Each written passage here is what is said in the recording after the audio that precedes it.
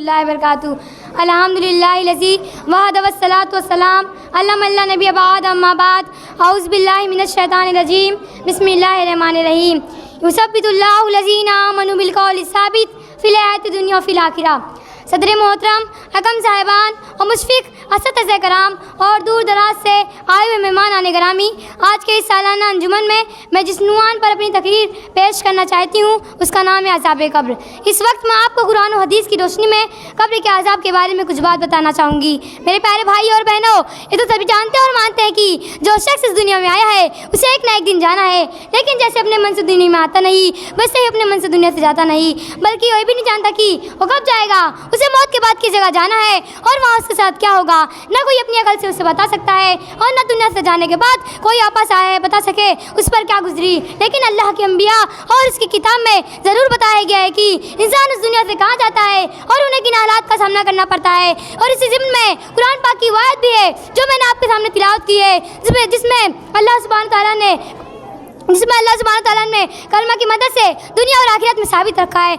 इस आयत की तफसीर में हज़रत बरा बिन आज़िब रज़ियल्लाहु अन्हु से रवायत है कि रसूल सल्लल्लाहु अलैहि वसल्लम ने फरमाया कि कब्र में मैयत के पास दो फरिश्ते आते हैं और उसे बैठाते हैं, फिर पूछते हैं तेरा रब कौन है, वो जवाब देता है मेरा रब अल्लाह है। फिर पूछते हैं तेरा दीन क्या है, वो जवाब देता है मेरा दीन इस्लाम है। फिर पूछते हैं वो कौन शख्स है जो तुम्हारे पास नबी बनाकर भेजा गया, वो जवाब देता है रसूल सल्लल्लाहु अलैहि वसल्लम। फिर आसमान से आवाज़ आती है मेरा बंदा सच्चा है, उसके लिए जन्नत का बिस्तर लगा दो, जन्नत के कपड़े पहना दो और जन्नत का एक दरवाज़ा खोल दो, और उसके लिए दरवाज़ा खोल दिया जाता है जिससे उसकी ठंडी हवा नहीं लगती है और उसके देखने की हद तक कब्र को कुशादा कर दिया जाता है। लेकिन काफिर और आपकी मौत का जिक्र करते हुए दो फरिश्ते उसके पास आते हैं और उसे बैठाते हैं। फिर पूछते हैं तेरा रब कौन है, वो जवाब देता है हाँ है मैं नहीं जानता। फिर पूछते हैं वो कौन शख्स, फिर पूछते हैं तेरा दिन क्या है, वो जवाब देता है हाँ है मैं नहीं जानता। फिर पूछते हैं वो कौन शख्स है जो तुम्हारे पास नबी बनाकर भेजा गया, वो जवाब देता है हाय हाय मैं नहीं जानता। फिर आसमान से आवाज़ आती है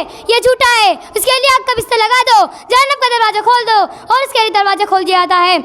उसकी पसली की हड्डी इधर की उधर हो जाती है और उस पर एक गूंगे और बहरे फरिश्ते को लगा दिया जाता है जिसके हाथ में एक लोहे का हथौड़ा होता है जिससे पहाड़ को मार दिया जाए तो वो धूल हो जाए और उसको उसी से मारता है। और बुखारी मुस्लिम में हज़रत बरा बिन आज़िब रज़ियल्लाहु अन्हु से रवायत है कि जब बंदे को कब्र में रख दिया जाता है और उसके साथी वापस होते हैं और वो उनको जूतों की आवाज़ सुनता रहता है कि दो फरिश्ते उसके पास आते हैं और उसे बैठाते हैं। और हज़रत ज़ैद बिन साबित रज़ियल्लाहु अन्हु से रवायत है कि रसूल सल्लल्लाहु अलैहि वसल्लम बनु नज्जार के खजूरों के बागीचों पर अपने खच्चर पर थे और हम भी आपके साथ थे, आप करीब तक ही